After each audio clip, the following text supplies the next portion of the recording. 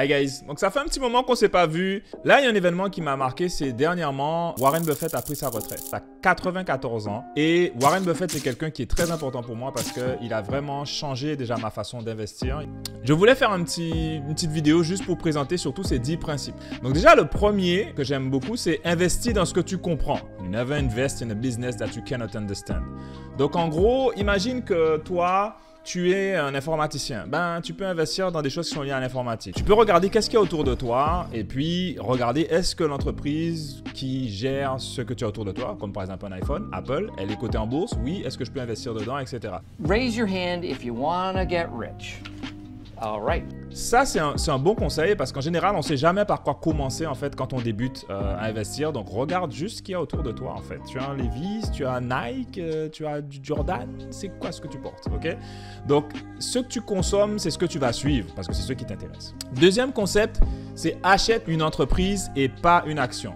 Wait, what? En effet, parce que si tu achètes une action, tu vas te baser en général comme les gens sur le prix. Tu vas te dire juste, ah, mais cette action-là, il y a 50 $ et celle-là, il y a 500 $. Donc, à 500 $, elle est chère. Non, non. Il y a des actions qui sont à 500 $ qui sont moins chères que des actions qui sont à 50 $. Par rapport à quoi? L'évaluation de l'entreprise. What?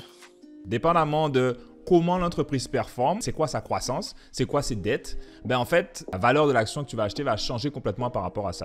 La valeur prime sur le prix. Price is what you pay. Value is what you get. Nice. J'aime bien ce concept-là parce que ça me rappelle un concept de Benjamin Graham, qui est un mentor que Warren Buffett adore en fait. Et il a ce livre-là, comme moi aussi, j'adore, qui s'appelle The Intelligent Investor. Donc pour ceux qui sont débutants, c'est un peu lourd, mais pour ceux qui sont déjà habitués, ben, c'est vraiment la Bible en termes d'investissement à long terme. Eh bien lui, Mr. Market, Benjamin Graham le décrit en fait comme un maniaco-dépressif qui est aussi alcoolique. Donc, imagine que le marché, c'est quelqu'un qui est un jour dépressif et qui va te dire « Ah non, Google ne vaut que 130 $. Puis, le lendemain, il va te dire « Ah non, Google, c'est extraordinaire, ça vaut 250 $. Il y a les variations de prix qui sont dans le marché, qui sont à court terme.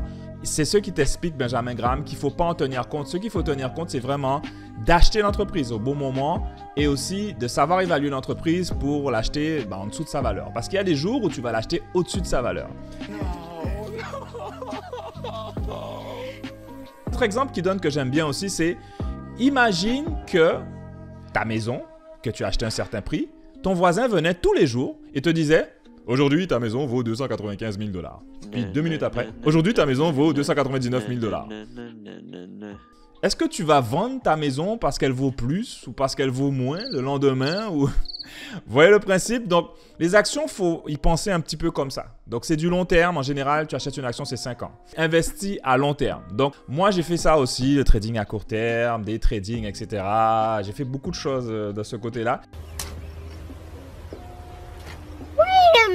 Et je me suis rendu compte qu'en fait, finalement, en me débrouillant pareil, j'avais pratiquement les mêmes résultats parce qu'il fallait que je compte les impôts que je paie à chaque fois que j'achète et que je vends, le temps que je passe dessus, etc., etc. Donc je me suis dit, en fait, finalement, c'est plus simple d'acheter les meilleures entreprises au meilleur moment et puis juste d'attendre.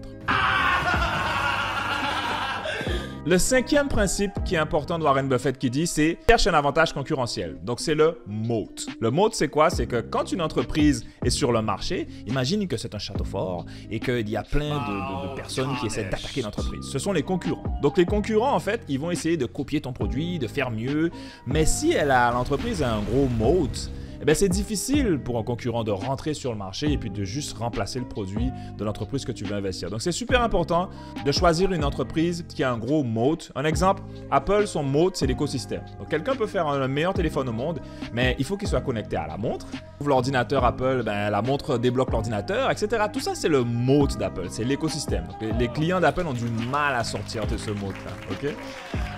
Sixième principe de Warren Buffett. C'est regarde les fondamentaux et pas les prévisions. Donc les prévisions des analystes en général, c'est juste une perte de temps. Il faut juste savoir comment analyser les fondamentaux d'une entreprise, acheter l'action au meilleur moment et s'asseoir et strictement rien faire. Lire. D'ailleurs, il lisait énormément Warren Buffett. Le septième principe, c'est sois patient et rationnel. Donc ça rejoint ce que je disais. Il y a une phrase que j'aime beaucoup qui dit Warren Buffett, c'est « The stock market is designed to transfer money from the active to the patient. Donc, en gros, plus les gens sont actifs et plus ils sont impatients, plus ils vont vouloir acheter, vendre, etc.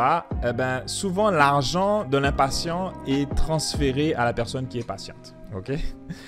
8e principe, choisis des dirigeants intègres et compétents. Donc, quand tu choisis une entreprise, tu choisis aussi son dirigeant. Donc, il faut regarder qui dirige l'entreprise.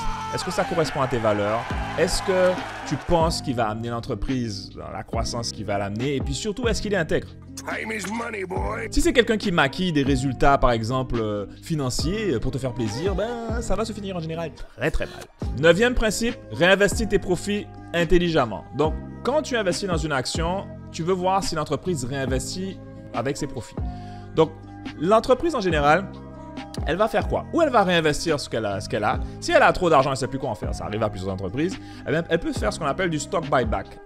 Warren Buffett adorait les entreprises en fait qui rachetaient leurs propres actions. Donc, il y a des entreprises comme ça sur le marché qui achètent leurs propres actions et ça fait encore monter la valeur de l'action à long terme. Here, what I call them?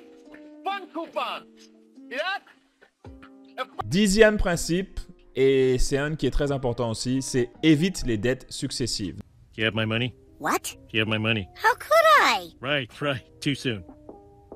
Do you have my money? Donc, pour investir en bourse, c'est important aussi d'avoir un fonds d'urgence parce que imagine que tout ton argent est en bourse et que la bourse crache et que tu as un bad luck dans ta vie et que tu dois vendre tes actions. Oh, moi, ce que tu me dois, s'il te plaît. Pourquoi tu es aussi mélodramatique? Eh bien, tu vas vendre tes actions au pire moment. Donc, voilà, c'était les 10 principes de Warren Buffett. J'espère que ça vous a plu, que vous avez appris quelque chose, ça vous a donné de la valeur. Faut que vous sachiez que moi, je ne suis pas un YouTuber. Donc, moi, ma priorité, ce sont mes étudiants. Donc, de temps en temps, quand j'ai du temps, ben, je fais des vidéos longues. Si vous êtes intéressé, en tout cas, pour nous suivre sur investirsoimême.com, eh ben, on est là. Big up, Road to 1 million.